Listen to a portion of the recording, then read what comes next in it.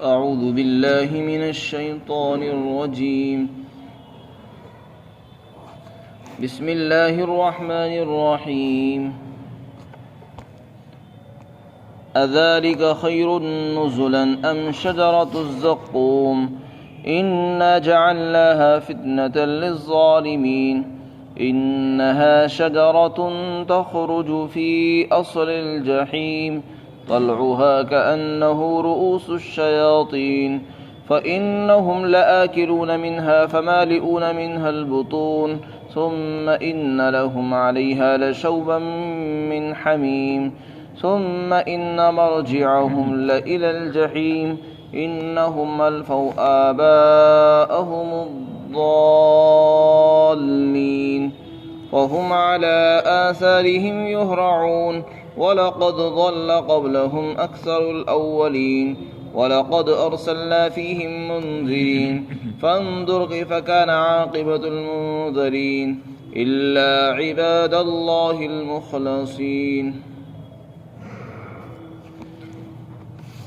کیا یہ مہمانی والا رزق بہتر ہے یا زقوم کا درخت بہتر ہے؟ یقیناً ہم نے اس درخت کو ظالم لوگوں کے لیے آزمائش کا ذریعہ بنایا ہے، اور واقعتاً وہ ایک ایسا درخت ہے جو جہنم کی بیچ میں اور اس کی جڑ اور تہ میں سے نکلتا ہے، اور اس کے پھل ایسے ہیں جیسے کہ شیاطین کے سر یعنی سانپوں کے پھن۔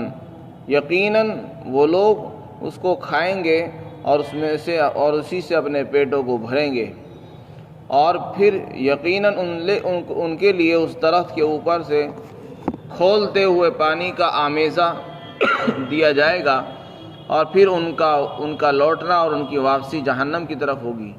یقیناً انہوں نے اپنے باپ داداؤں کو گمراہ پایا، اور پھر یہ لوگ انہی کے نقش قدم پر تیزی کے ساتھ دوڑتے رہے، اور حالانکہ واقعتاً ان سے پہلے اگلے لوگوں میں اکثر لوگ گمراہ ہو چکے ہیں، اور ہم نے ان کے اندر بھی ڈرانے والے بھیجے۔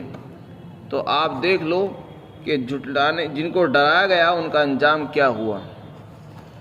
مگر اللہ کے وہ بندے جو مخلص تھے وہ اس انجام سے بچ گئے۔ اس سے پہلی آیات میں اللہ تعالیٰ نے اہل جنت کا ذکر فرمایا، جنتیوں کے اکرام اور اعزاز کو ذکر فرمایا تھا کہ اولئک لہم رزق معلوم فواکہ وہم مکرمون فی جنات النعیم۔ فرمایا تھا کہ جنتی لوگوں کو رزق دیا جائے گا، میوے دیے جائیں گے، اور نعمتوں کے باغات میں ان کی عزت اور اکرام ہوگا خوب۔ ایک طرف تو یہ اکرام اور ضیافت اور مہمان نوازی، اور دوسری طرف جہنم میں ایک زقوم کا درخت ہے۔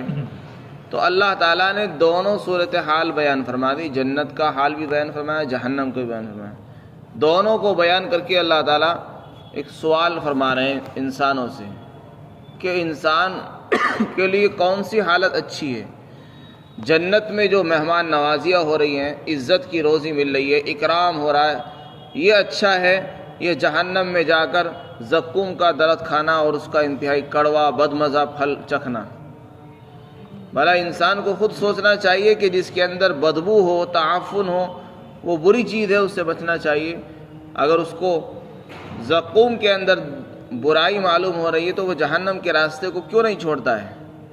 اور جب اسے معلوم ہو چکا ہے کہ جنت کے اندر اکرام ہوگا، اعزاز ہوگا، نعمتوں کے اندر رہنا ہوگا، تو پھر اس کو اختیار کرنے میں دیر کس بات کی لگ رہی ہے؟ یہ ساری چیزیں اللہ تعالیٰ کھول کر دنیا ہی میں بیان فرما رہے ہیں، لیکن انسان وہ ایسا ہے کہ اس کی یہ بات سمجھ میں نہیں آ رہی۔ اللہ تعالیٰ فرماتے ہیں کیا یہ جنتی لوگوں کا جو اکرام ہے، ضیافت، یہ بہتر ہے یا جہنم میں جا کر زقوم کا درخت کھانا یہ بہتر ہے؟ اگر جنت والا حال چاہتے ہو تو جنت والے کام کرو، اور اگر جہنم ہی میں جانا پسند کرتے ہو تو پھر اس کے لیے کچھ کرنے کی ضرورت نہیں ہے، حرام کھائیے، اللہ کی نافرمانی میں لگ جائیے، وہاں جانا آسان ہو جائے۔ پھر آگے اللہ تعالیٰ نے فرمایا کہ زقوم کا جو درخت ہے ہم نے اس کو آزمائش کی چیز بنا دیا ہے۔ قرآن کریم میں اللہ نے زقوم کا درخت مختلف جگہوں پر فرمایا ہے، سورہ صافات کے اندر اور سورہ واقعہ کے اندر، سورہ دخان کے اندر اس کا ذکر آیا ہے۔ زقوم کسے کہتے ہیں؟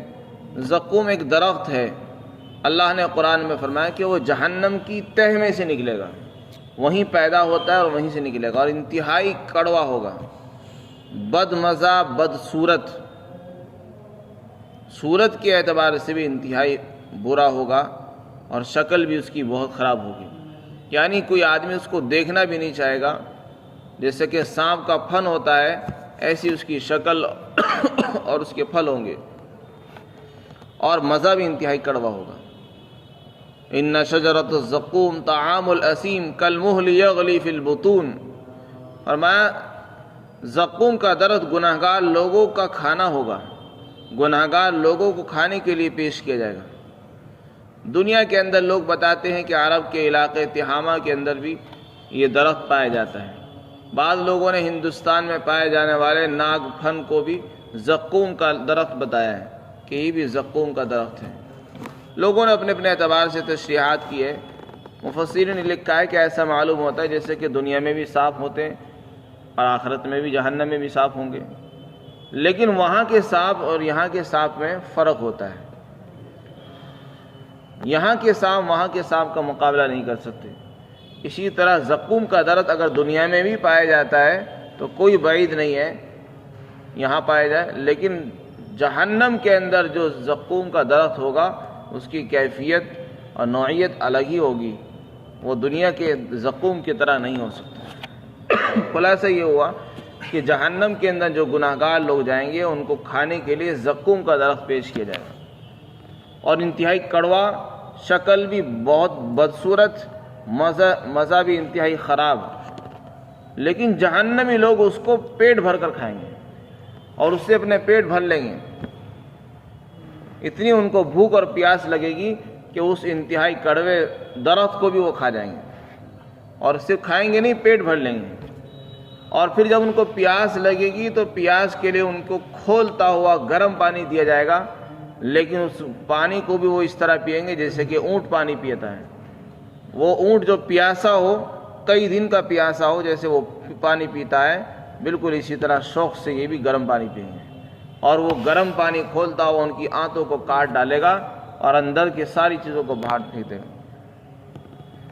فرمایا طعام الاسیم کالمہل یغلی فی البطون، وہ جو زقوم کا درخت ہے وہ ایسا ہوگا جیسے کہ تیل کی تلچھٹ ہوتی ہے، نیچے کی بیٹھی ہوئی کائی ہوتی ہے اور تلچھٹ ہوتی ہے، وہ بالکل ایسا ہوگا۔ یغلی فی البطون، اور پیٹ میں ایسا جوش مارے گا جیسے کہ گرم پانی کھولتا ہوا جوش مارتا ہے۔ کل طعام الاسیم کالمہل یغلی فی البطون کغلی الحمیم خذوہ فاعتلوہ الی سواء الجحیم، یہاں پر اس کا بیان ہے۔ اسی طرح سورہ واقعہ کے اندر بھی اللہ تعالیٰ نے اس کو بیان فرمایا ہے۔ یہاں پر فرمایا کہ ہم نے زقوم کے درخت کو آزمائش بنا دیا۔ آزمائش کا کیا مطلب ہے؟ آزمائش کہتے ہیں امتحان کو۔ اللہ تعالیٰ نے قرآن میں اس کو ذکر کیا، لوگوں کو ڈرایا گیا۔ اب اللہ یہ دیکھنا چاہتے ہیں کہ لوگ اس کو سن کر اس سے بچنا چاہتے ہیں، اس پر ایمان لا رہے ہیں، یا اس کا انکار کر رہے ہیں بھی۔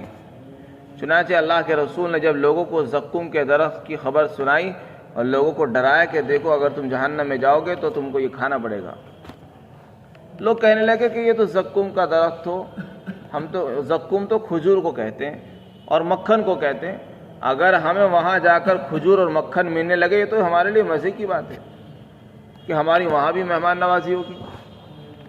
ابو جہل نے اس طرح کی باتیں کی کہ زقوم تو مکھن کو کہتے ہیں اور کھجور کو کہتے ہیں، اگر کھجوروں سے ہمارا وہاں استقبال ہوگا تو یہ تو اچھی بات ہے، تو آپ ہمیں کیوں ڈرا رہے ہیں زقوم سے؟ اس طریقے سے لوگوں نے انکار کیا۔ کچھ لوگوں نے اس کا مذاق اڑایا کہ زقوم کچھ نہیں ہے، بھلا کہنے لگے تم تو کہتے ہو کہ جہنم میں آگ ہوگی، جہاں آگ ہو وہاں درخت اور پیڑ کیسے نکل آئے گا؟ وہ یہ سوال کرنے لگے تو اس کا مذاق اڑانے لگے، حالانکہ جس ذات کے حکم سے آگ چلتی ہے اور آگ گرم ہوتی ہے اور آگ بھڑکتی ہے، وہ ذات اس بات پر بھی قادر ہے کہ آگ کے اندر بھی درخت پیدا کر دے. جیسے وہ درخت کے اندر سے آگ پیدا کر دیتی ہے، درخت سے پانی پیدا کرنے کی صلاحیت اس کے اندر ہے، تو آگ کے اندر درخت پیدا کرنے کی صلاحیت نہیں ہے. بہت سے درخت ایسے ہیں جن سے آگ نکلتی، تو جب درختوں سے آگ نکل سکتی ہے تو آگ کے اندر درخت کیوں پیدا نہیں ہو سکتے؟ یہ چیز اللہ کی قدرت سے باہر نہیں ہے، کیونکہ آگ بھی گرم ہوتی ہے اللہ کی مرضی سے. حضرت ابراہیم علیہ السلام کے لیے اللہ نے آگ کو ٹھنڈا کر دیا، اس کے اندر سے جلانے کی جو صلاحیت تھی وہ ختم کر دی گئی. تو اللہ جب چاہتا ہے، جس کو چاہتا ہے، جس چیز کی تاثیر چاہتا ہے ختم کر دیتا ہے. تو اللہ تعالیٰ جب چاہیں گے جہنم کے اندر درخت نکلے گا. فرمائیں یہ کیسا ہوگا؟ ایسا ہوگا جیسے کہ شیاطین کے سر ہوتے ہیں. بعض مفسرین نے ترجمہ کیا جیسے کہ سانپ کے پھن ہوتے ہیں، سانپ کا جو پھن ہوتا ہے اس جیسی اس کی پھل ہوں گے. یعنی اس کی بدصورتی کو بیان کیا کہ جیسے کہ سانپ کا جو پھن ہے وہ بھی کوئی اچھی چیز نہیں ہوتی، انسان اس کو دیکھ کر ڈر جاتا ہے، اسی طرح اس کی شکل دیکھ کر لوگ ہیبت میں آ جائیں گے. پھر آگے فرمایا کہ نہیں، یہ لوگ کھائیں گے اس کو اور پیٹ بھریں گے اسی سے، اور پھر ان کو اس کے اوپر سے کھولتے ہوئے پانی کا آمیزہ دیا جائے گا، اس کے اندر لہو اور پی ملی ہوئی ہوگی، اور پھر ان کا ٹھکانہ جہنم ہی ہوگا. یہ لوگ جہنم کے اندر ہی رہیں گے اور جہنم سے ان کو واپسی نہیں ملے گی.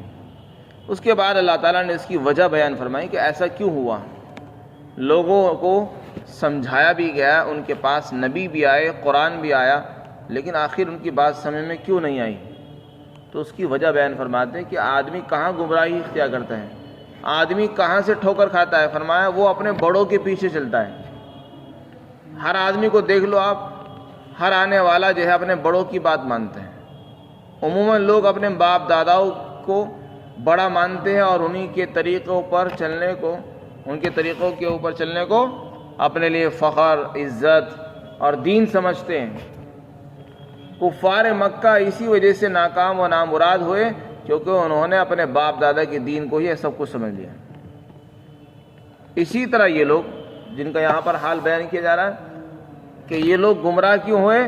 کیونکہ انہوں نے اپنے باپ داداؤں کو گمراہ پایا اور انہی کے طریقے پر چل پڑے. انہوں نے غور و فکر، تحقیقات سے بھی کام نہیں لیا کہ یہی معلوم کر لیتے کہ ہمارے باپ دادا کہیں غلط راستے پر تو نہیں ہے.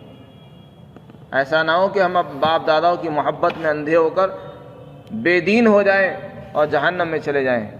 اتنی بھی ان کو شیطان نے ہوش نہیں دی کہ یہ سوچ لیں.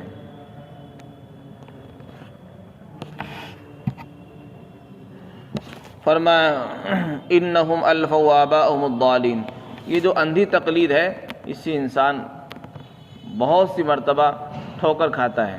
کفار مکہ اور اسی طریقے سے بہت سے انسان ایسے ہیں جن کو حق بات آپ بتائیں گے لیکن وہ آپ کی بات سننے کو تیار نہیں ہوں گے. وہ تو صاف کہہ دیں گے ہم نے اپنے بڑوں کو اس طرح کرتے ہوئے دیکھا، ہم تو اسی طرح کریں گے.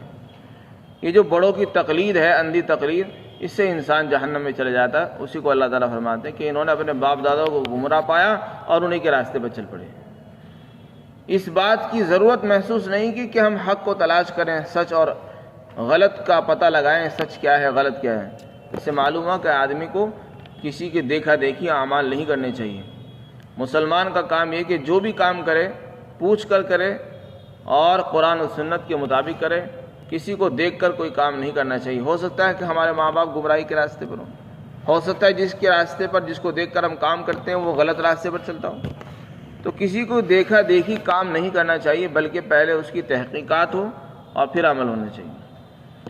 فرمایا یہ لوگ ان کی راستے پر، انہیں کے نقش قدم پر تیزی کے ساتھ دوڑتے رہے، بلکہ یہ کیا ان سے پہلے اگلے لوگوں میں سے بہت سے لوگ بھی گمراہ ہو چکے ہیں اسی بنیاد پر کہ انہوں نے باپ داداؤں کو سب کچھ سمجھ لیا اور اللہ کے بھیجے ہوئے نبی اور رسولوں کو کچھ نہیں سمجھا. اس لیے اللہ نے ان کو ناکام فرمایا. آگے اللہ تعالیٰ فرماتے کہ دیکھو ہم نے ان کے اندر بھی ڈرانے والے بھیجے تھے، لیکن جن کو ڈرایا گیا ہے انہوں نے نہیں مانا تو ان کا انجام کیا ہوا آپ دیکھ لو. مگر اللہ کے مخلص بندے ہیں وہ ہمیشہ اللہ کے عذاب سے پکڑ سے بچ جاتے ہیں. اسی موقع پر یہ بھی بچ گئے. خلاصہ یہ ہوا کہ انسان کو حق کی تلاش میں رہنا چاہیے اور کسی ایک آدمی کے پیچھے چل کر اپنی آخرت کو تباہ و برباد نہیں کرنا چاہیے۔ ہو سکتا ہے وہ انسان ہے، اس سے غلطی ہو گئی ہو۔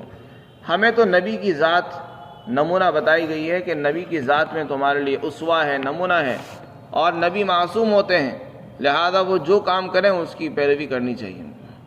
اللہ ہم سب کو عمل کی توفیق نصیب فرمائے۔